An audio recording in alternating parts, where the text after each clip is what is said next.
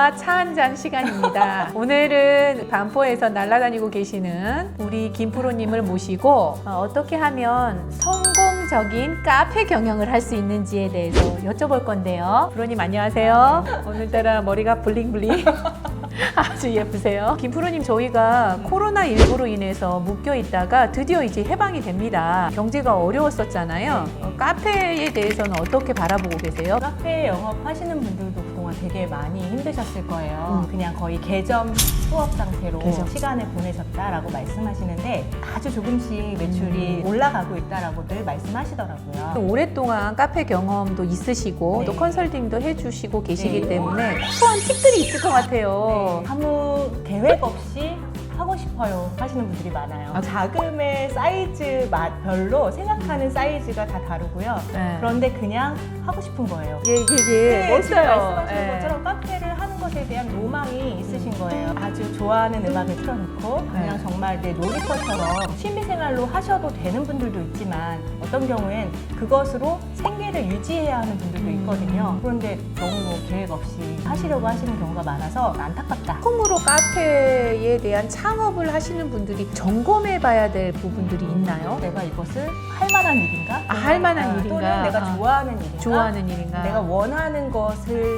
하기에 꼭 필요한 일인가? 이런 것들에 대한 아주 기본적인 것들을 점검하는 게 필요할 것 같아요. 예. 프랜차이즈를 해야 하나 자신의 이름을 걸고 해야 되나 이것부터 고민하시거든요. 내가 기술이 있고 능력이 있고 주도적인 것들을 가지고 있다라고 하신다면 프랜차이즈보다는 개인 카페를 추천드리고요. 개인 카페. 네. 자본이 좀 있고 자- 그렇게 생각하시는 경우에는 프랜차이즈도 괜찮습니다. 자본이라면 얼마 정도를 예상해야 돼요? 저가 프랜차이즈들도 가맹비 그리고 거기서 지정한 인테리어, 지정한 장비 이렇게 다 이제 갖춰야 하기 때문에 저가 프랜차이즈도 10평 기준으로 한 2, 3억 정도의 2, 3억이요? 여기서 말씀드리는 것은 임대료를 제외한 그거 굉장히 큰 부동산 쪽에도 큰 돈 들어갔잖아요. 웬만한 사람들은 한꺼번에 못 하겠네요. 유명한 프랜차이즈들은 가맹을 하게 되면 대출을 알선해 주기도 하더라고요. 괜찮은 상권의 자리를 봐두신 경우에 대출을 활용하시는 것도 나쁘지 않겠다. 열어놓고 나는 놀아야지라고 예. 생각하신다면 취미 생활은 아니니까. 네, 그렇게 갈 경우엔 진짜로 더 경영한다는 마인드로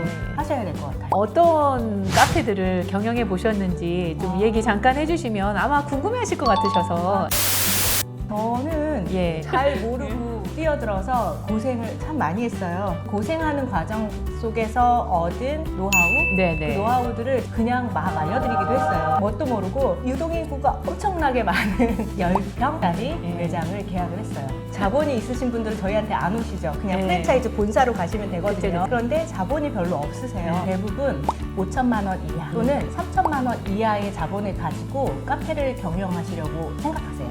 그렇게 작은 걸로도 예. 카페 경영이 돼요? 카페 오픈을 할 수 있어요. 오픈. 네. 그런데 문제는 수익이 안 난다는 게 문제죠. 근데 음. 그거를 아무도 생각을 못 하세요.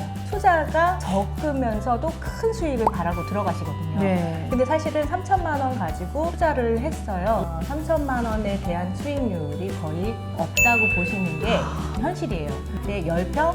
혼자 알바 안 쓰고 나 혼자 하면 되지라고 생각하시고 시작하시는데 만들어낼 수 있는 수익은 되게 제한적이거든요. 참 가슴이 아프네요. 저희가 길을 걷다 보면은 네. 집집마다 카페가 있잖아요. 이게 다 먹고 사나? 사실 저도 걱정이 되기는 하는데 제 주변에 또 그래도 카페를 하시는 게 소원이란 분들이 많으셔서 어떤 분은 제빵학원에 다니시기도 하고 어떤 분은 케이크 만드는 거 이런 것도 좀 만드시더라고요. 그런 자격증을 다 갖춘 상태에서의 창업으로 뛰어드는 것과 아카데미에서 이게 발굴해서 이렇게 진행하시는 것에 좀 차이가 있을까요? 예를 들어 자격증 학원이다. 이죠. 네. 우리가 네. 모든 자격증을 다 따봤지만 네. 자격증을 위한 교육을 하잖아요. 실제 실전에 들어가서 써먹을 수 있는 게 거의 없어요.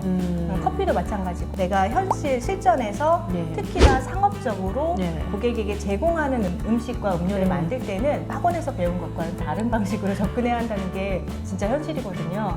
아마도 그 주일에는 또 예배 생활을 하고 싶어 하는 분들이 많은데 카페 경영을 하시는 분들은 언제 쉬어야 하는지 처음에는 저도 쉬었어요. 나중에 깨달은 게 뭐였냐면요. 우리 안프로님이 주로 말씀하시는 남이 나서 벌어오는 소득. 그 인력을 다 잘 활용하는 것도 경영의 하나고 그것이 소득을 더 늘리는 데 도움이 되는 거라고 생각합니다. 피부터서 나온 카페들이 있거든요. 네. 그럼 준비하고 있는 사람들이 지금 시점에 들어가는 게 좋을까요? 어떤 상권과 내가 생각하는 컨셉 그리고 나의 사업 구상에 따라서 달라질 수 있는데 정말 잘 해낼 수 있는 능력과 자신감 그리고 계획 준비가 있다면 적은 피를 가지고 들어갈 수 있는 좋은 기회가 될 수 있다고 생각해요. 아무 준비도 없거나 아무 생각이 없는 경우 많아요. 그런데 1년을 넘기는 경우가 많지 않잖아요. 준비가 잘 되신 경우는 예. 지금까지 잘하고 계시거든요. 준비하시는 분들이 우리 김프로님을 찾아서 상담을 받으면 걸러서 성공할 수 있겠네요. 기술을 배우는 것 먼저 시작하시는 게